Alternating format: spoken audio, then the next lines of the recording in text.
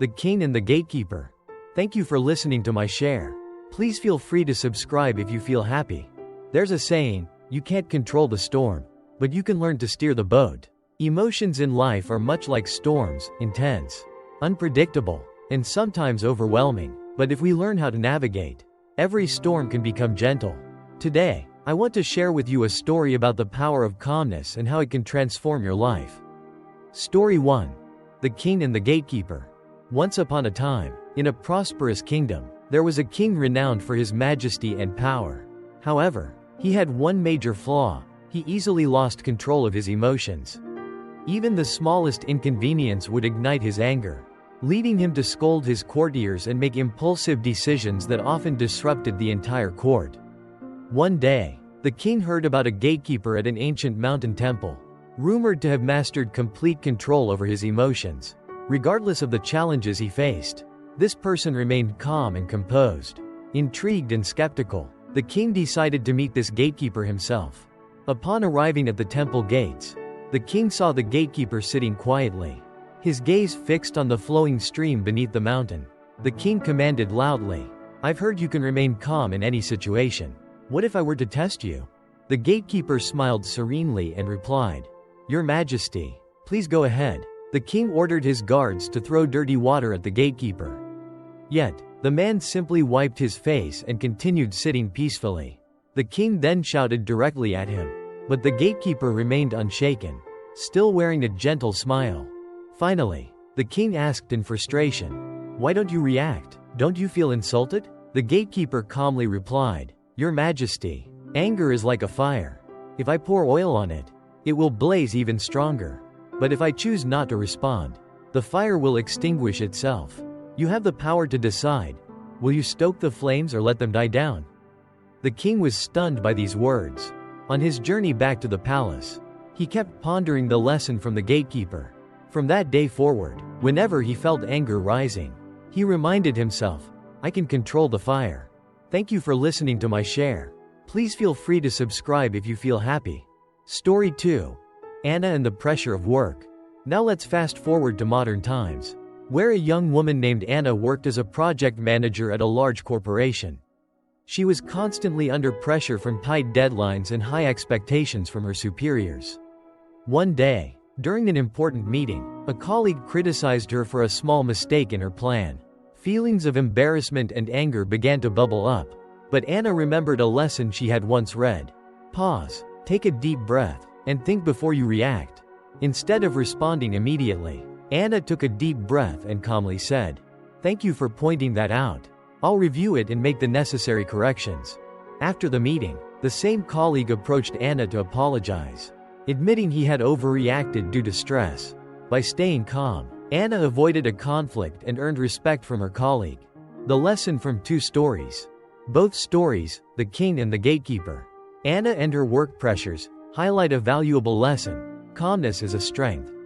We cannot control the external events around us, but we can control how we react to them. Here are some practical ways to cultivate calmness. Focus on your breath. When emotions run high, pause and take a few deep breaths. This helps calm your nervous system and brings clarity to your thoughts. Practice mindfulness. Spend a few minutes each day meditating or observing your thoughts. Mindfulness helps you recognize emotions without being swept away by them. See emotions as teachers. Ask yourself, what is this emotion trying to teach me? Start small. Begin by managing your reactions in minor situations before tackling larger challenges. Conclusion: calmness isn't a gift we're born with, it's a skill we cultivate over time. Remember, like the king, Anna, and the gatekeeper, you too can learn to control your emotions and become the master of your own fire. Next time you face a challenge, remind yourself, I have the power to choose my reaction. By doing so, you'll not only build a more harmonious life but also inspire those around you.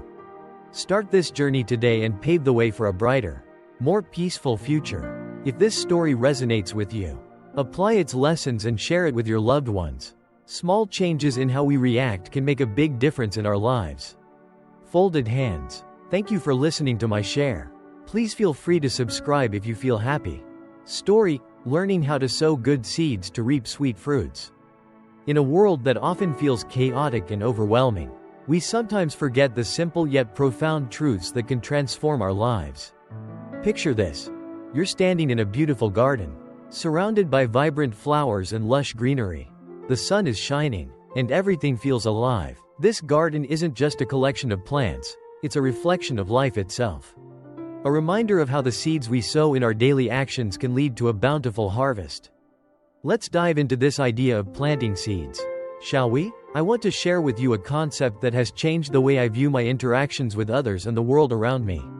It's the idea that every action we take, no matter how small, is like planting a seed. If we plant good seeds, kindness, compassion, generosity, we are bound to reap a harvest of positivity and fulfillment in our lives. Now, you might be wondering, how does this apply to my everyday life? Well, let me tell you a story about a farmer named Mr. Hoang. He lived in a small village, and every day, he would walk through his fields, planting apple seeds. He wasn't just thinking about his own future, he was envisioning how those trees would benefit the entire community. He believed that every seed he planted was a step toward creating something beautiful. Not just for himself but for everyone around him. As the years went by, those seeds grew into magnificent apple trees, and the village thrived. People came from far and wide to enjoy the delicious apples, and Mr. Hoang's garden became a place of joy and connection. You see, he understood that by nurturing these seeds with love and care, he was cultivating not just fruit but also relationships, community, and happiness. Now, let's bring this back to our own lives.